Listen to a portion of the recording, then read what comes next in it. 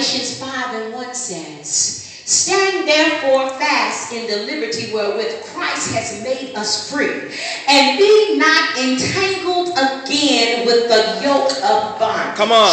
Now, a yoke is a figurative symbol of slavery. It can be servanthood, it's submission, and it is forced subjection, oppression, or being in a bondage to some form or type of sin.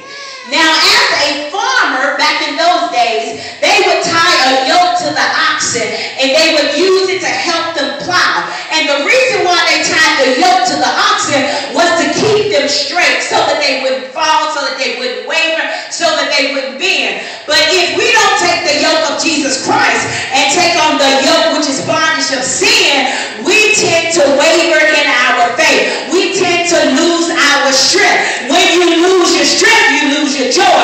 When you lose your joy, you lose your hope. When you lose your hope, you lose your peace. When you lose your peace, you lose your patience.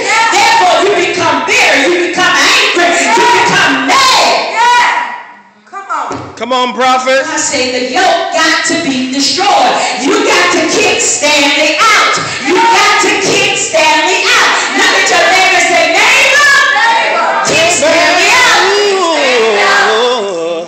Yes, sir. Teach, prophet. Jesus said in Matthew 11:28-30, come unto me, all ye that labor and are heavy laden, and I, himself Jesus, will give you rest. He says, take my yoke upon you and learn of me. For I am meek and lowly in heart, and ye shall find rest unto your souls. Verse 30 says, for my yoke is easy, and my burdens are light. We used to sing a song, won't lay down my burdens down by the riverside. Why are you going to take them to the riverside and lay them down? Don't you want to put them in the river and bury them? Put them in the sea of forgiveness, never to return again? So you mean to tell me I got to go down to the river and lay my burden down? When Jesus died on the cross, the veil was rent. All I got to do is cry, Our Father, help me. Forgive me of my sins and release this burden off of me. So we're talking about standing and kicking Stanley out. So we need to know, how can we have a spiritual heart attack? Point number one. You can have a spiritual heart attack by number one, hardness of the heart. Number two, you can have an irregular spiritual heartbeat. All right. And number three, spiritual heart disease. All right. Now, we're going to get to that in just a minute, but before we can even talk about the spiritual heart attack, we have to give you some symptoms.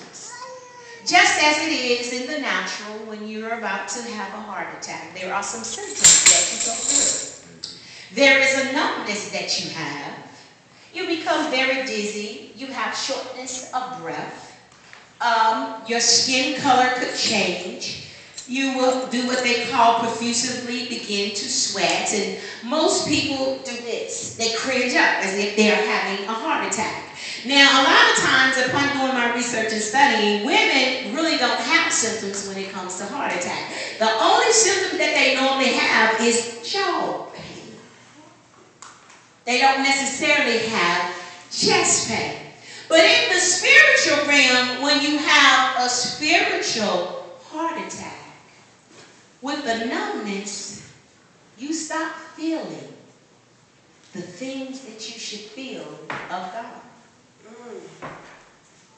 You are no longer sensitive in the spirit realm. When Leisha come in here and she's just got into a big kaboom with her husband at the house and they are contemplating on separating, and she's coming in here heartbroken, downtrodden, tore up from the floor up, just need for someone to speak a kind word into her heart. But if you are having a spiritual heart attack, you can't pick up that she has an issue.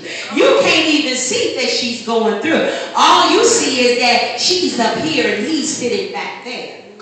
All you see is something must be going on because they're not sitting together. Why is she crying the whole time in service? I don't care. You become numb. God said, I need you to lead praise and worship today.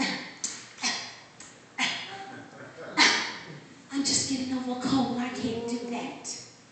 Then when the praise and worship leader get up here and start leading them into worship, you can't feel nothing. You think as though they're in the wrong spirit. You feel as though, oh, they just need a little deliverance. You know, go ahead and get your praise on, boo. Go ahead and give God glory. You become numb. You no longer have a love and gratitude for when God changes a thing. You mean to tell me you took my position away from me and gave it to Shirley? Yes.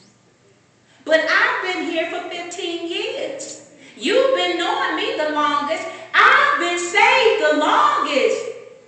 Yes. You become numb. Come on. You become less compassionate for people. You mean to tell me you want me to clean the bathroom? Girl, I just got my nails done. I ain't cleaning that bathroom. Do you know I paid $45 to put these gel nails on? I'm not going back there and washing no toilet. You mean to tell me you want me to help you serve the people? I don't think so. I'm the chief prophet. I ain't serving nobody. I'm the one I'm supposed to be serving. You become numb to the things of God. You don't want to do the things that God are requiring for you to do. God delivered you from drugs, but you yet still hanging around those drug-related friends. You become numb. They tell you, stay away from them, stay away from them, stay away from them, stay away from them. Don't go over there. I told you, don't ride on that street. Come on. But you become numb. I'm saved. I'm delivered. I'm set free. I'm sanctified. I can do it. And all the time you having a spiritual heart attack and don't even realize it. While you picking up that blunt, while you rolling up that joint, while you smoking that cigarette, while you shooting heroin up to your, while you putting heroin in your arm. Come on. You becoming numb to the things of God. God said, you know